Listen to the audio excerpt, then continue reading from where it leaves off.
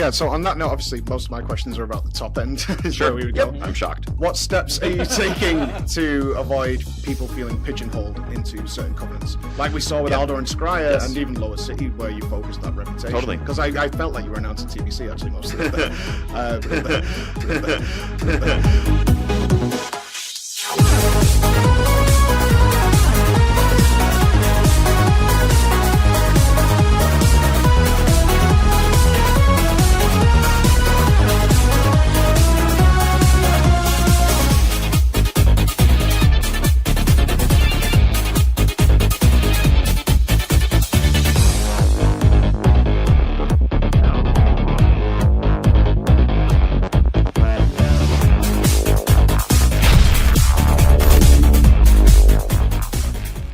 of VOD from Twitch, which I did yesterday, discussing a lot of the backstory and a lot of like the little mini stories. I did meet like the CEO of Blizzard, which was really cool, the head of Overwatch. I met those guys, and of course a little bit more about my interview.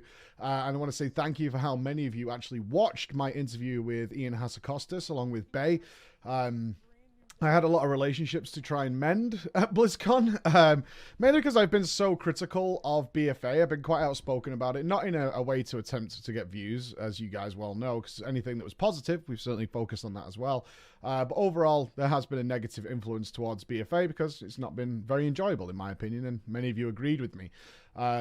It was nice to hear from Ian himself, who is the lead game, the lead game designer of World of Warcraft, is that he does watch the videos, and of course he said he finds them very harsh, especially in negative, because obviously we're talking about things him and his team have been working on for quite some time, and therefore hearing like someone like me just saying like this is terrible isn't nice. But he also said they were fair.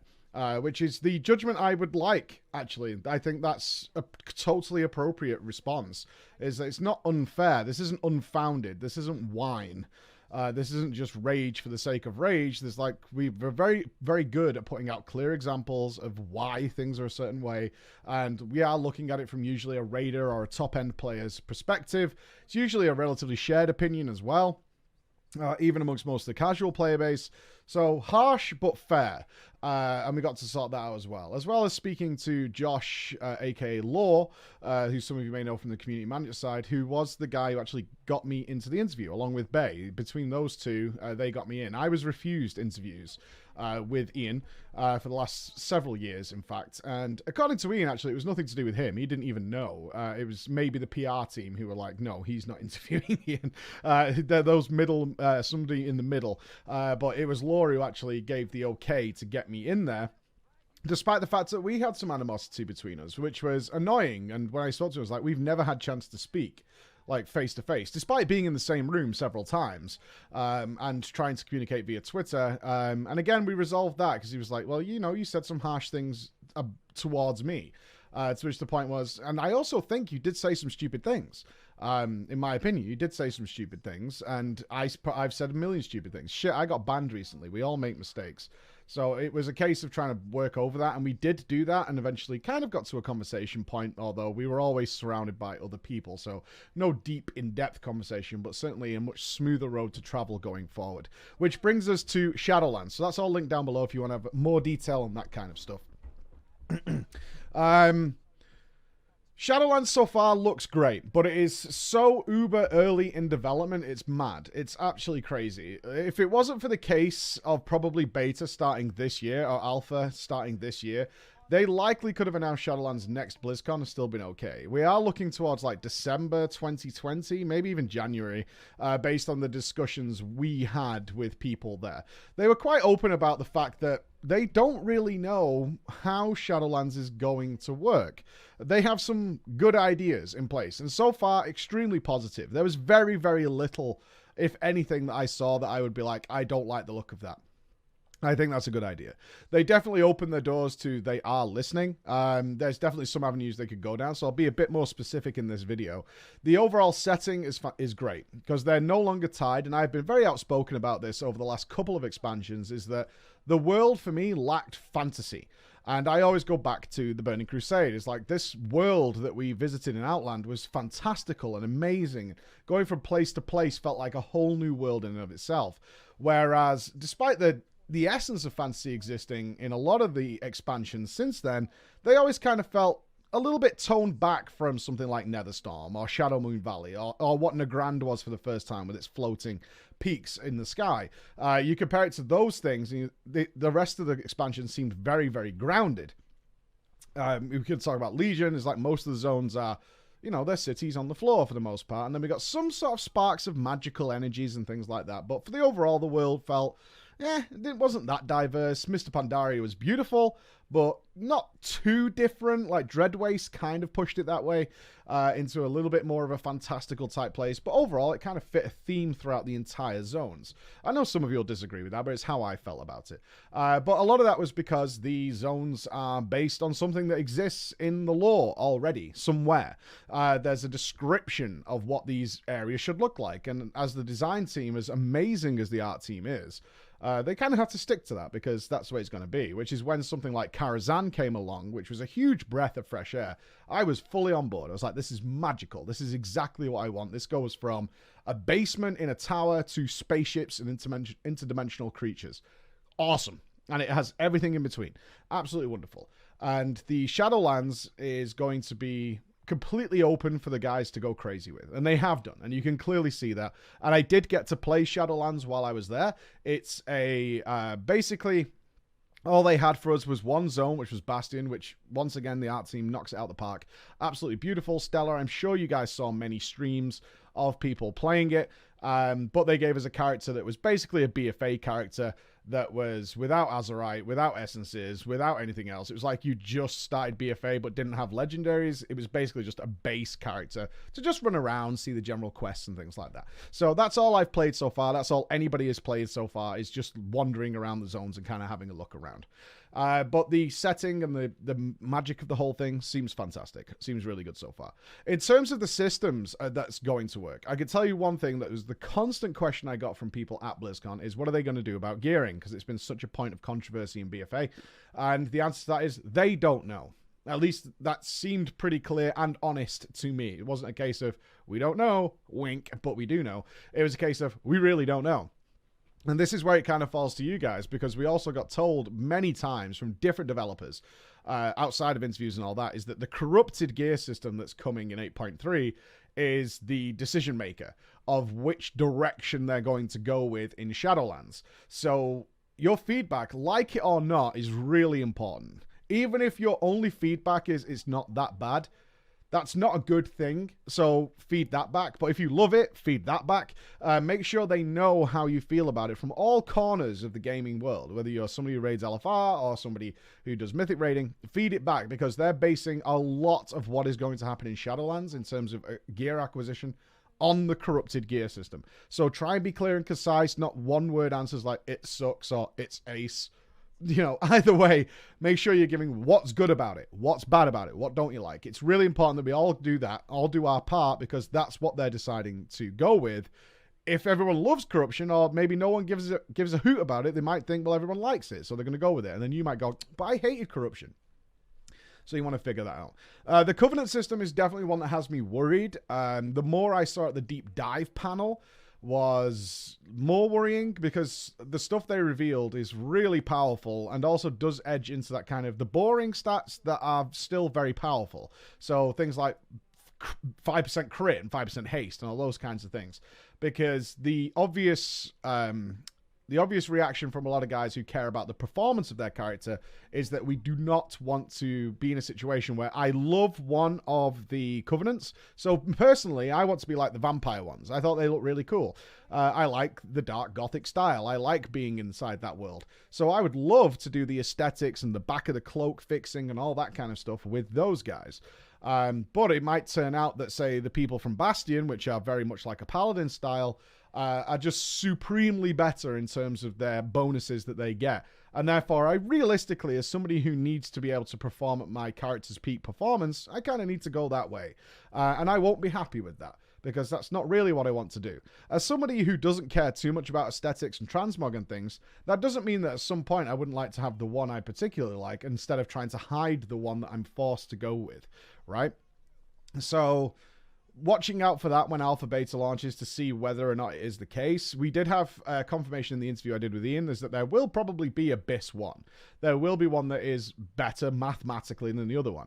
Their hope is that they're trying to make it horizontal progression. Instead of it being like it starts here and it just mounts on top of each other by vertical progression of getting better and better and better, is that you'll have a series of things horizontally that you can pick and choose from and move them around. Very much similar to a Diablo skill system, right? That's kind of what they're looking at, or it feels that way.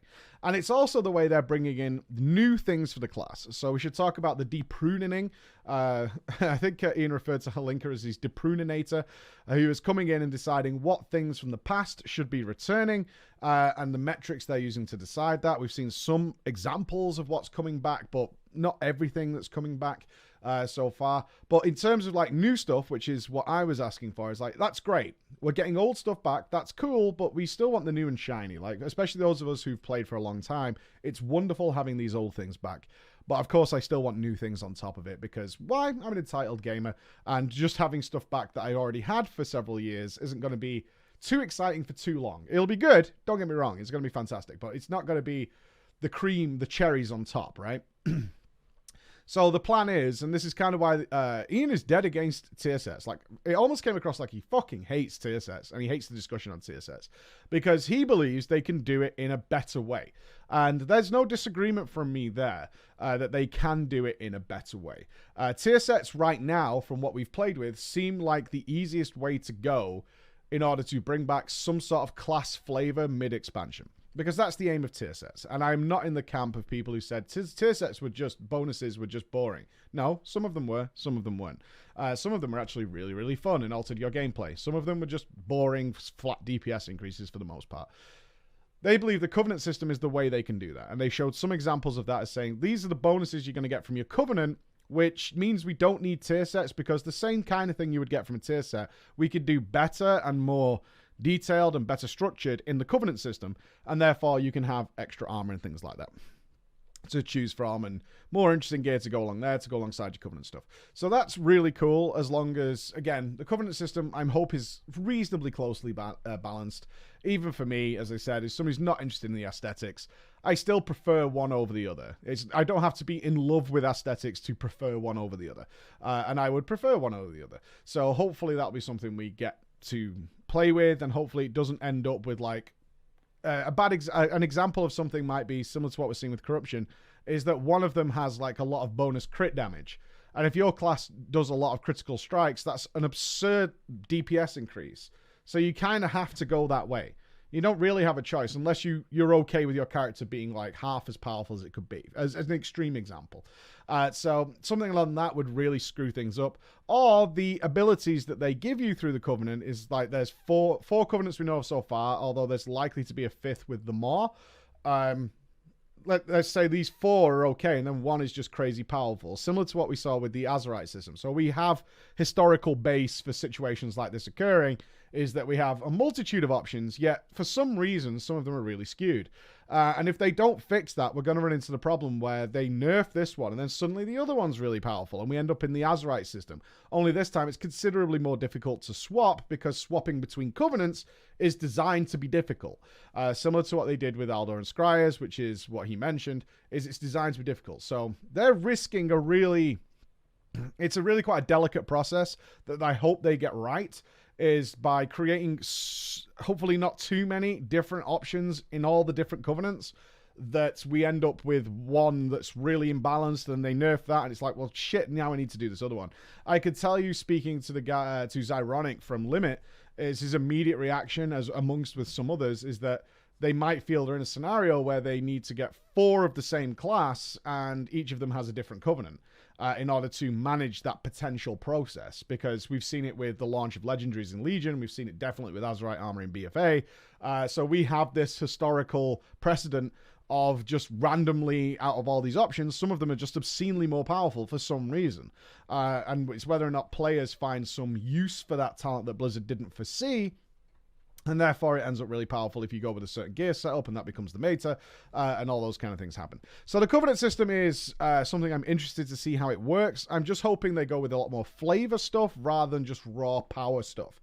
Something I've been asking for over BFA for a huge amount of time is, instead of everything being like raw damage upgrades, it doesn't need to be that way, in my opinion. Like, some sort of ability and skill is great, but it can be more aesthetically focused and kind of do the same kind of damage. Do I like, if I was a fire mage, for example, do I want to fire off multiple phoenixes, or do I want to hurl a huge meteor? Ultimately, they kind of do the same damage, and it's not a big deal.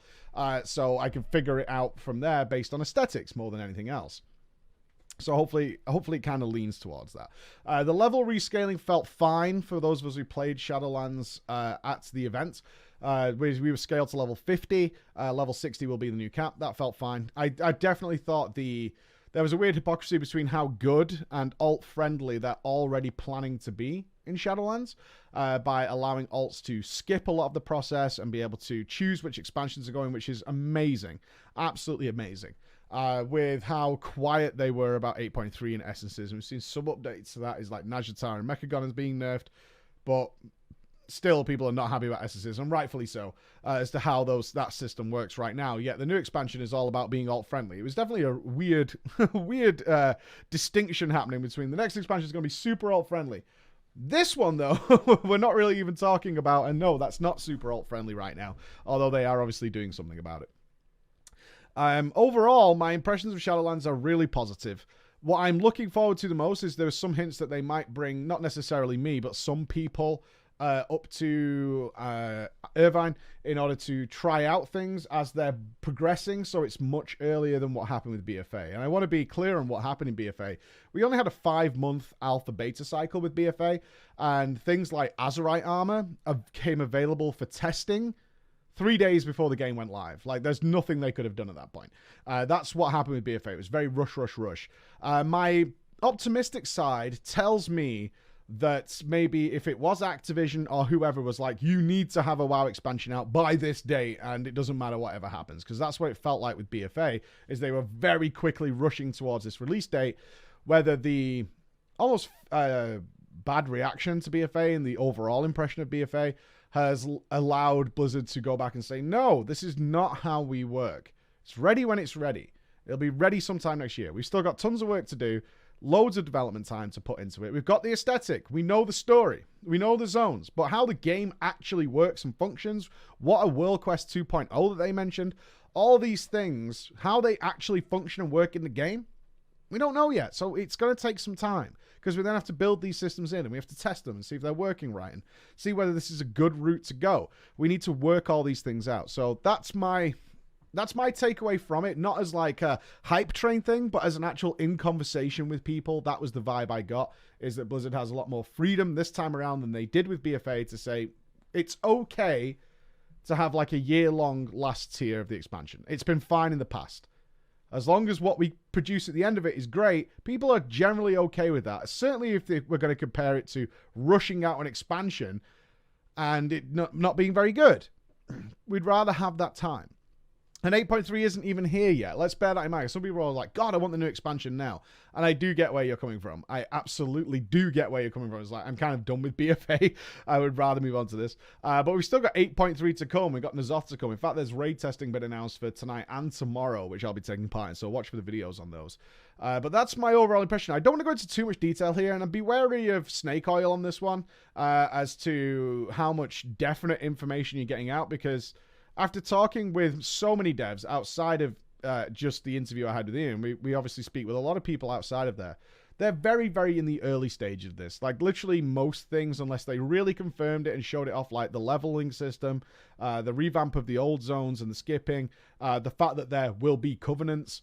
Beyond everything else, it's all up in the air. Like soulbinds, which we'll do within the covenants. I can explain to you what it's kind of going to be like right now, but how it's actually going to function, they don't know themselves. They've got a general idea.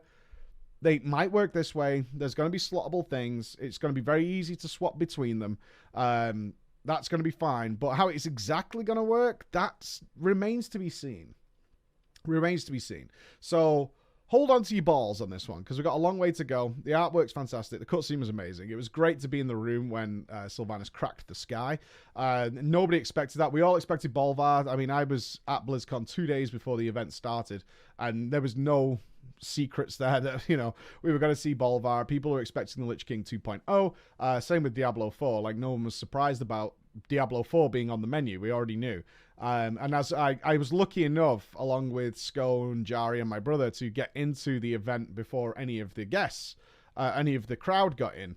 And walking around there and seeing so many booths covered up, we knew there was going to be a new WoW expansion, because that's what they do. They put a sheet over it until the opening ceremony is done, and then they lift the sheet, and you can see it's Overwatch 2, it's Diablo 4, it's World of Warcraft Shadowlands, and things like that. So we could see all around us, nearly every booth was completely covered up, because they were going to be announcing so many new things. So I think they did a really good job this time around.